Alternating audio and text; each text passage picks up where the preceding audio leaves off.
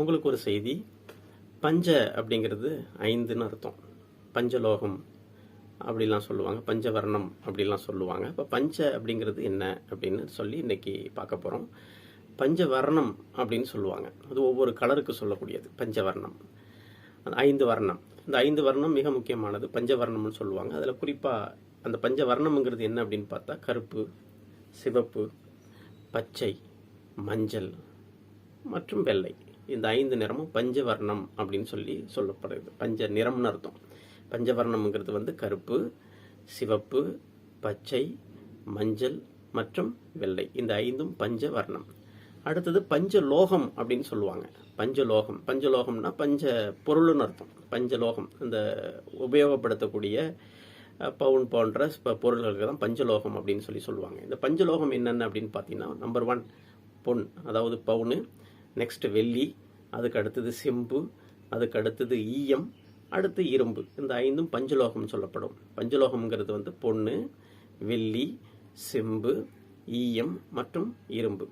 அடுத்தது பஞ்சவாசம்னு சொல்லுவாங்க. பஞ்சவாசம், பஞ்சவாசம் அப்படிங்கிறது என்ன அப்படின்னு பார்த்தா ஏலம், லவங்கம், கற்பூரம், திப்பிலி மற்றும் ஜாதிக்காய். இந்த 5ம் வந்து பஞ்சவாசம். பஞ்சவாசங்கிறது வந்து ஏலம், லவங்கம், கற்பூரம், திப்பிலி மற்றும் ஜாதிக்காய். இந்த 5ம் பஞ்சவாசம்.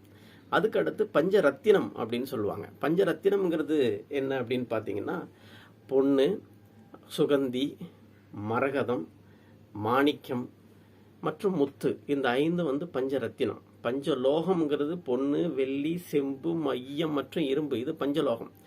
பஞ்சரத்தினம்ங்கிறது என்னன்னா பொண்ணு, அதே பவுனு, சுகந்தி, மரகதம், மாணிக்கம் மற்றும் முத்து. இந்த 5ம் பஞ்ச ரத்தினம். அடுத்தது பஞ்சபூதம். இது அடிக்கடி நம்ம கேள்விப்பட்ட சொல்லுதான். பஞ்சபூதம் அப்படிங்கிறது என்னன்னா ஆகாயம், அடுத்தது காற்று, அதுக்கு அடுத்தது நிலம், அதுக்கு அடுத்தது நீர், அதுக்கு அடுத்தது நெருப்பு. இந்த 5ம் பஞ்ச பூதம் அப்படின்னு சொல்லுவாங்க. ஆகாயம், காற்று, நிலம், நீர் மற்றும் நெருப்பு. இந்த 5ம் பஞ்ச பூதம் அப்படின்னு சொல்லுவாங்க. அதே போல பஞ்ச பாண்டவர் நீங்க கேள்விப்பட்டிருப்பீங்க.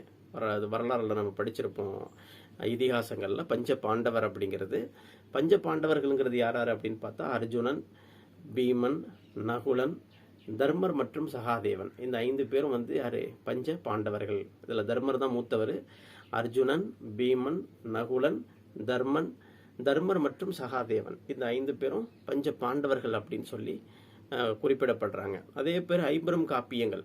அந்த பஞ்ச காப்பியங்கள்னு சொல்றது இல்லை, ஐம்பெரும் காப்பியங்கள். அந்த 5 ஐம்பெரும் காப்பியங்கள்னா என்ன அப்படின்னு பார்த்தீங்கன்னா சிலப்பதிகாரம், மணிமேகலை, சீவக சிந்தாமணி, வளையாபதி மற்றும் குண்டலகேசி. இந்த 5ம் ஐம்பெரும் காப்பியங்கள் அப்படின்னு சொல்லி நமக்கு தெரியும்.